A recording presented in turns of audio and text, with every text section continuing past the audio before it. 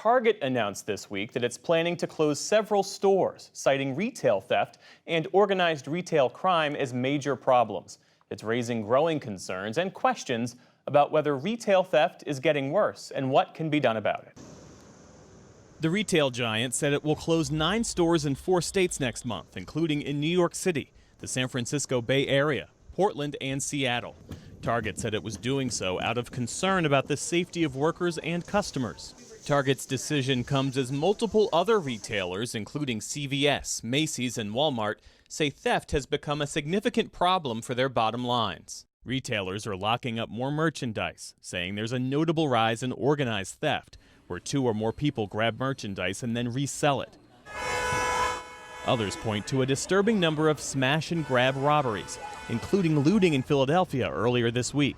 The National Retail Federation said its latest survey of members found that inventory loss cost retailers about $112 billion. But some industry observers say those numbers are not clear and may be masking other problems, including internal theft by employees.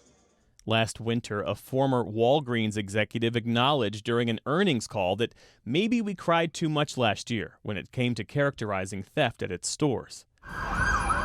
But incidents like 2 nights of looting in Philadelphia are angering business owners and alarming residents. It's just happening too often, and it's just terribly, terribly upsetting. My children are like, you have to move out of the city, and this is where I live, though. Those robberies started Tuesday after an earlier protest when charges were dropped against an officer who shot and killed a man during a traffic stop. Philadelphia police insist the lootings were not connected to the protests, but some residents took issue, saying anger over the police could not be discounted.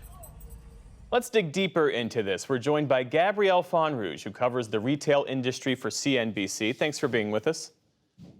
Yeah, thanks for having me. So you've got these major retailers, they're blaming a spike in theft for their decision to close some stores. Is retail theft actually getting worse, according to the data? The problem is that there's really no good data out there. It's a difficult thing to measure. You can look at crime rates for certain jurisdictions, but they're not going to break it down by specifically retail crime. You're just going to see overall larceny arrests. And the National Retail Federation, it's one of the largest trade associations in the world. It's the trade association for the retail industry. They conduct an annual survey on shrink, which is lost inventory, which includes things like retail crime. They just came out with their survey, and it's once again not really conclusive. What you'll see is that retail crime increased, or shrink overall increased, to 112 billion in 2022.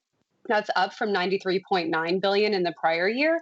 But what they do is they apply the rate of lost inventory to total US retail sales. So as total retail sales grow, so does that number. That doesn't actually really tell us that much. So then are there instances where companies are using theft as the reason for a store closure to cover up underperformance or to cover up mismanagement?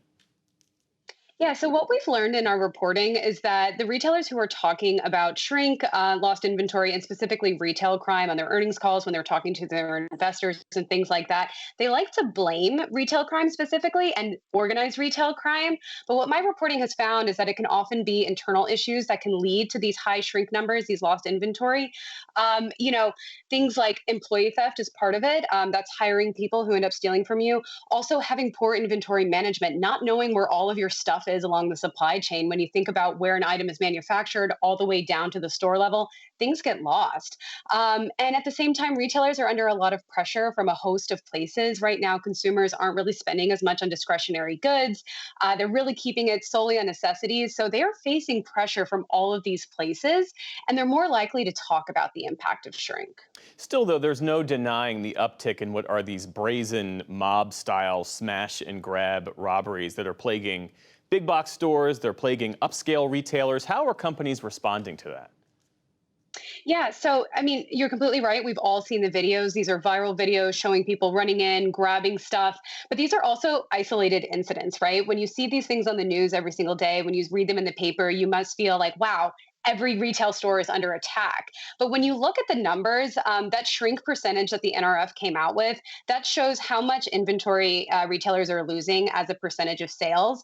And it came out to 1.57. And so a healthy shrink number, every retailer, every company has to plan for lost inventory. It is a cost of doing business. And the amount that they plan for is anywhere between 1% to 2.5%. So in the latest survey, it showed 1.57%. That is considered a healthy lost inventory rate. That if it was at 3%, we'd be having a different conversation. And what retailers are doing about this, they are using their economic muscle, they're using their influence to pass legislation, to influence lawmakers to get that legislation past the finish line that imposes stricter penalties for our organized retail crime offenses. Well, I was going to raise that as a question to you because adding to this problem, you've got the decriminalization of low-level offenses in some states that has created an opportunity for people, for criminals really, to exploit the system. And once an item is stolen, there are many ways now for someone to resell that item without any sort of monitoring or interference from law enforcement. How are retailers responding to that and talking about it? Yeah, absolutely. It is easier than ever to resell stolen goods, and that is absolutely an issue.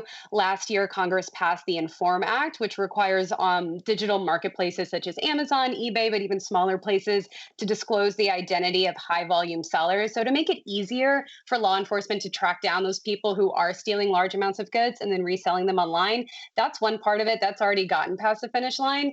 And the next one that they're looking towards is the Combating Organized Retail Crime Act. And that kind of touches on this idea of the number that you have to reach in order for it to be a felony offense. Part of the problem is you have repeat offenders who will steal small amounts of goods over time. So $100 here, $200 there, $300 here. That's all going to be misdemeanor offenses. And prosecutors aren't going to really, they're going to get programs. It's going to get pled down to violations, things like that. There's not going to be any really strict penalties. So what they're working to do at the federal level and at the state level is to take these offenses as aggregate offenses. So for example, I believe in Florida, their felony theft threshold is $700, and they're changing it to be on an aggregate basis. So if you steal 100 here, 300 here within a 12-month period, if it reaches that number, then you're going to get charged with a felony. And that's what they hope to, will stop these repeat offenders. Gabrielle Fonrouge of CNBC, thanks for helping us make sense of all this. We appreciate it. Thanks for having me.